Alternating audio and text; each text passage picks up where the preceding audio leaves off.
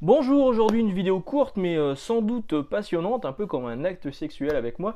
Je vais vous parler d'un comics qui est sorti en 2010, qui restera un seul chapitre. C'est le Pilot Season 2010, l'un des Pilot Season 2010. Je ne sais pas si vous connaissez les Pilot Season chez Topco quand ça sortait.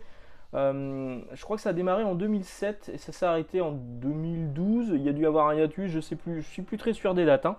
Mais c'est-à-dire qu'en fait, Topco lançait plusieurs one-shots, plusieurs chapitres de séries et demandait à leurs lecteurs de voter pour celle qu'ils préféraient afin d'en faire une série régulière. Alors, le premier, je crois que le premier c'était 2007. Le premier à avoir gagné, c'était une série sur. Je vais le trouver, c'est pas balistique, c'est trop de mémoire, c'est extrêmement pénible. Velocity de Cyberforce, qui a eu le droit donc à un one shot pendant Pilot Season. Il y a eu aussi Cyblade, etc., etc. Ça, les gens ont voté, ils ont voulu une série régulière sur Velocity. Ça a pris énormément de retard à sortir finalement. Je crois qu'il y a eu maximum 12 numéros. Je suis même pas sûr, il y en a peut-être eu que 6. Et en plus de ça, ils n'ont pas gardé les auteurs du Pilot Season. Donc autant vous dire que c'est des opérations marketing qui fonctionnent bien, parce que mine de rien, on a envie de lire des séries quand on voit des noms comme Robert Kirkman associé à Marc Silvestri, mais il y a une petite astuce, et à Joe Benitez. On a envie de voir ces séries, mais finalement, ça n'aboutit pas. C'est vraiment malheureux. Et donc en 2010, petit changement dans les pilotes season. Toutes les séries, il y en a eu, je crois, 6, je sais plus. Cette vidéo est très bancale. Toutes ont été scénarisées par Robert Kirkman. Donc Robert Kirkman, auréolé de succès avec Walking Dead, etc., a scénarisé donc plusieurs mini-séries en vue d'en faire des séries régulières. L'une des mini-séries aura énormément de retard, tellement de retard que finalement elle ne sortira pas, donc les votes ne seront pas pris en compte, donc personne, il n'y aura pas eu de gagnant cette année, hein. Ou alors plutôt il y aura, tout le monde a gagné, un peu comme l'école des fans, tout le monde a gagné. Tout le monde a gagné le droit d'avoir qu'un seul numéro.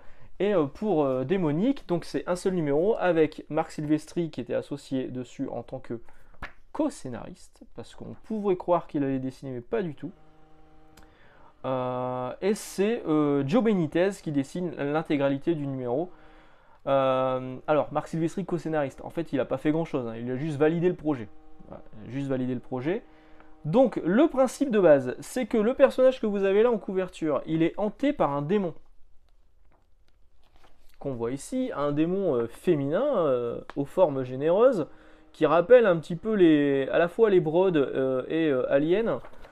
Dès qu'il est hanté par un démon, et quand ce démon est là, ce démon lui propose de soit tuer sa femme et sa fille, sympa, ou alors, pour compenser, vu qu'il n'a pas envie de tuer sa femme et sa fille, de se transformer, de mettre un costume comme celui-ci, avec... alors, c'est pas des super pouvoirs, hein. On voit qu'il a juste mis une cape, un masque et deux griffes attachées à ses doigts, et d'aller tuer des mécréants afin d'assouvir la faim d'âme du démon qui l'accompagne. Donc vous avez vu, les pages, elles sont franchement pas dégueulasses. Moi, c'est du Joe Benitez comme j'aime bien. J'aime moins le Joe Benitez de Lady Mechanica, mais là, je le trouvais vraiment cool. Je me demande si c'est pas dû à l'ancrage. C'est Vim, ça, l'ancrage, non? C'est Victor Liamas. Ouais, Victor Liamas. Donc c'est pas impossible que ce soit dû à l'ancrage. Ou aussi peut-être parce qu'il en a quelque chose à faire. Et puis surtout que Lady Mechanica a énormément de texte alors que là c'est beaucoup d'action, hein. Franchement, ce comics on le lit en 5 minutes, même pas, ça se lit hyper vite. Hop, toujours ces plastiques féminines très bien faits. On peut comprendre qu'il n'ait pas envie de tuer sa femme, elle est tellement jolie. Et puis il n'a pas envie non plus de tuer sa fille. Enfin, il y a un moment, faut arrêter les blagues. Donc sa mission en cours sur ce chapitre, il va se retrouver pris au piège par des flics qui pourchasse cet assassin, cet assassin d'assassin, hein. Il devrait plutôt. C'est toujours le truc un peu bancal avec les super-héros, ils aident la police, mais la police ils sont pas forcément d'accord. Et donc il va tuer des flics, malheureusement il va tuer des flics. Donc ça va vraiment le peser, et twist final, il va se retrouver en fait, il va s'avérer en fait que lui aussi est flic et va être mis sur l'enquête de la découverte de l'identité de cet assassin, à savoir de lui-même. Et ouais, il y a un twist final. Euh, à la fin, on nous explique que c'est pas forcément clair quand on lit le récit, mais Robert Kirkman nous explique que le démon qui l'accompagne, on ne sait pas vraiment s'il est réel ou pas, ou si c'est juste le mec qui est un peu psychotique et qui s'imagine des trucs. Dans ce cas-là, faut voir un petit peu le côté complètement barré du gars. Il s'imagine pouvoir tuer sa femme et sa fille, mais pour ne pas avoir à le faire, il préfère tuer des gens à côté. Ok, c'est hyper barré. S'il n'est pas forcé par un démon, c'est qu'il a des vrais problèmes, le bonhomme. Alors, démonique, effectivement, il n'y a eu qu'un seul numéro. Toutes les pilotes saison de cette année-là, 2010, n'ont eu qu'un seul numéro. Il n'y a pas eu de gagnant, je vous l'ai dit.